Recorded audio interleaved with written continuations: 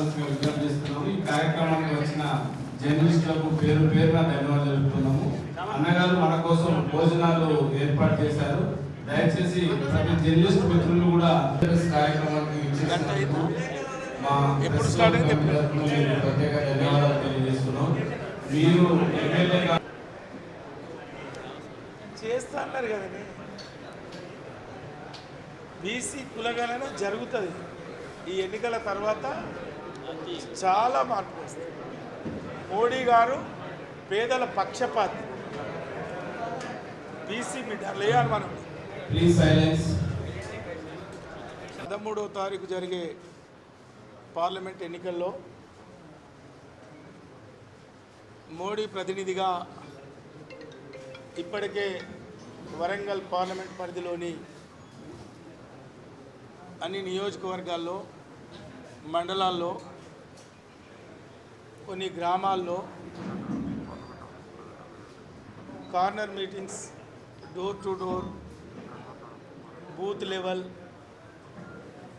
Party శ్రేణులను ఉత్తేజపరిచే internal meetings అన్నీ కూడా చేసుకొని మరి అన్ని రాజకీయ పార్టీల కంటే ప్రచారంలో ముందున్నాం. మరి ఎక్కడికి వెళ్ళినా దేశానికి సంబంధించిన ఈ ఎన్నిక, ఈ దేశం మోడీ గారి చేతిలో ఉంటే భద్రంగా ఉంటుంది, క్షేమంగా ఉంటుంది, పాలన బాగుంటుంది, ఫలితాలు మంచిగా అందుతాయి.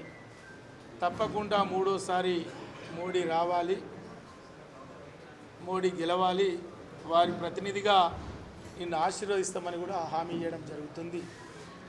మరి దాంట్లో భాగంగానే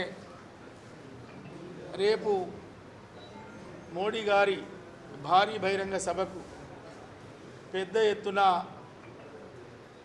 7 సెగ్మెంట్ల నుండి స్వచ్ఛందంగా పార్టీ శ్రేణులు, ప్రజలు, కార్మికులు, కర్షకులు కూడా పెద్ద ఎత్తున రావడం జరుగుతుంది. మరి ఆ బ్రహ్మాండమైన భారీ బహిరంగ సభను విజయవంతం చేయాలని కూడా మీ ద్వారా వరంగల్ పార్లమెంట్ ప్రజల్ని కూడా నేను వేడుకుంటున్నా, కోరుకుంటున్నా. మరి రేపటి తరాల భవిష్యత్తు కోసం మీ అవకాశం ఇస్తే, మీరు ఆశీర్వదిస్తే మోడీ గారి సహకారంతో ఈ వరంగల్ పార్లమెంట్ను అన్ని రంగాల్లో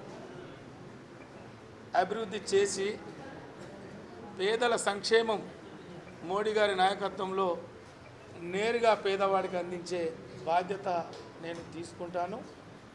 మరి అనేక సంవత్సరాల మన నగర అభివృద్ధిలో మరి గతంలో ఇక్కడ మంత్రిగా చేసిన శ్రీహరి గారు ఈనాటి ప్రచారంలో ఆనాటి మాటలు, ఆనాడు బ్రహ్మాండంగా వరంగల్ మహానగరం అభివృద్ధి చెందింది, మేము బ్రహ్మాండంగా అభివృద్ధి చేసినామని చాలా గొప్పలు చెప్పుకున్నారు.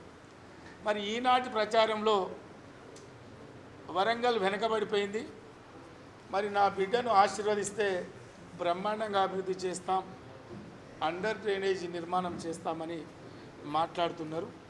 20 సంవత్సరాలుగా అభివృద్ధి చేయని మంత్రిగా అభివృద్ధి చేయని నువ్వు మరి రేపు ఏ విధంగా అభివృద్ధి చేస్తావో కూడా ప్రజలు ఆలోచన చేస్తున్నారు. మరి కాంగ్రెస్ పార్టీ మరి వారి అభ్యర్థి గెలుపు కోసం ఎన్ని ఇబ్బందులు పడుతున్నారో,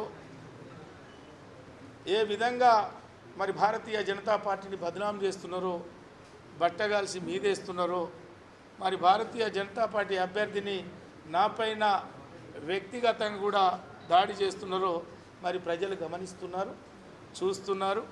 మరి మాట్లాడే ముందు మరి శ్రీహరి గారు ఏందో తెలుసుకోవాలి, శ్రీహరి గారి చరిత్ర కూడా తెలుసుకోవాలి.